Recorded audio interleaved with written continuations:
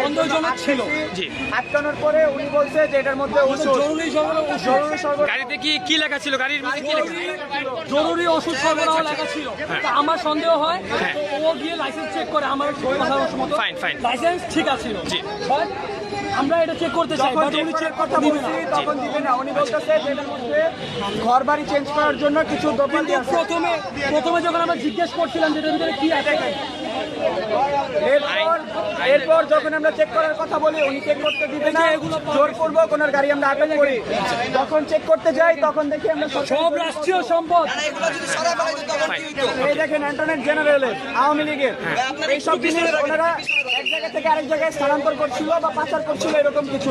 তো উনি আমাদের ভুল তথ্য দিতেছিল। আচ্ছা, আপনারা কি ড্রাইভারকে আটক করেছেন? ড্রাইভারকে আটক করে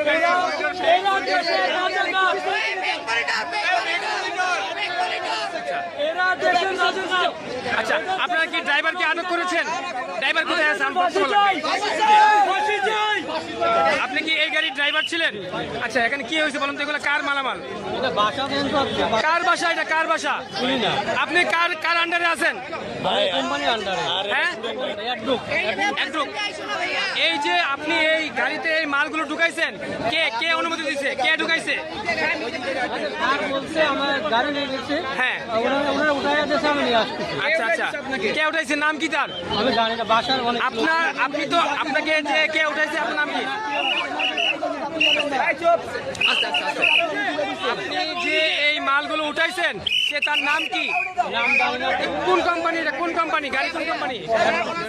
হ্যালো, আচ্ছা, হ্যাঁ, লাউড দাও। আরে আমি আপনার বাবা বলছিলাম, একটু তাড়াতাড়ি আপনার প্রোডাক্টগুলো নিয়ে যান। হ্যাঁ হ্যাঁ হ্যাঁ, ভালো ছেলের মতো এসে নিয়ে যান। এখন কি মালিক ফোন করছে? গাড়ির মালিক? আচ্ছা, আমরা কথা বলবো ড্রাইভারের সাথে। আপনি নিশ্চয়ই জানেন এই মালগুলো কার এবং ফাইলগুলো কার, কে গাড়িতে উঠিয়েছে? কেন জানেন না? আপনি ড্রাইভার। আস্তে, আপনি একজন ড্রাইভার, আপনি একজন ড্রাইভার, আপনি নিশ্চয়ই কারো আন্ডারে চাকরি করেন। তাহলে সেই লোকটার নাম কি যার আন্ডারে চাকরি করেন? ফয়সাল স্যার। উনি কি করেন?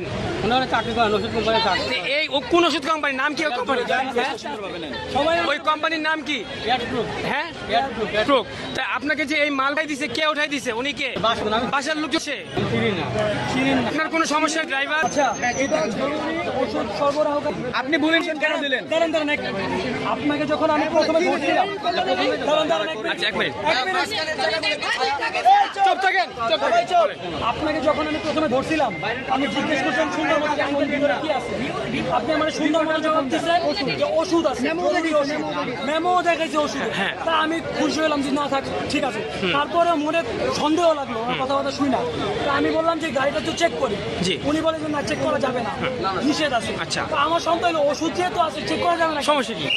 আমি যখন আমার ছোট ভাইদেরকে বললাম গাড়িটা চেক করা হবে, চেক না করে ছাড়বা না, উনি একটু উতলা হয়ে গেল।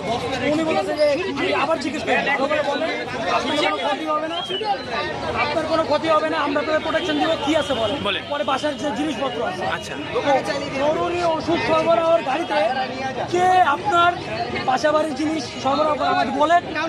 আচ্ছা, আমরা একটু কথা বলবো ড্রাইভারের সাথে যে আপনি যে লোকের মালগুলো নিয়ে আসছেন সেটার গন্তব্য কোথায় ছিল? সেই মালগুলো কোথায় নিয়ে যাচ্ছিলেন? কোথায় নিয়ে যাচ্ছিলেন? কাশিমপুর, আজিমপুর কার বাসায় নিয়ে যাচ্ছিলেন? আপনি কোনো ঠিকানা জানেন নিশ্চয়ই? আজিমপুর কার কবরস্থানের পাশে কার বাসায়? বাসার অ্যাড্রেস কোথায়? কে ফোন করছে? নাম্বারটা দেন, ফোন নাম্বারটা নোট করো। ফোন নাম্বার নোট করো। দর্শক, আপনারা দেখতে পাচ্ছেন যে একটি জরুরি ঔষধ গাড়ির মধ্যে, এই যে মানে প্রচুর পরিমাণে ফাইল, এবং আমরা দেখতে পাচ্ছি যে অ্যাটর্নি জেনারেলের ছবি সহ কে এই ব্যক্তি যে এখানে অনেকগুলো জিনিসপত্র এই গাড়ির মধ্যে লুট করে নিয়ে যাচ্ছিল। আমাদের ছাত্ররা, বৈষম্য বিরোধী আন্দোলনকারী ছাত্ররা রাস্তা পাহারায় এবং ট্রাফিকের দায়িত্ব পালন করছিলেন। এই মুহূর্তে এই গাড়িটিকে তাদের চোখে সন্দেহ হওয়ার তাকে চেক করতে গিয়ে গাড়ির মধ্যে বিভিন্ন ধরনের এরকম মালামাল, জরুরি ওষুধ গাড়িতে পেয়েছে। তো আমরা কথা বলেছি ড্রাইভারের সাথে, এগুলি রাষ্ট্রীয় সম্পদ, এগুলি আমরা আটক করেছি এখানে। তো ড্রাইভার বলতে পারছে না যে আপনি কিছু বলেন। কি পরিমাণে খারাপ হলে খারাপ খুঁজতেই চাই না। আমরা অনেক জোরাজোরি করার ফলে ফার্স্টে থেকে ভিডিও চাইছি, এরপরে যখন ওনারা হচ্ছে ভয় পেয়ে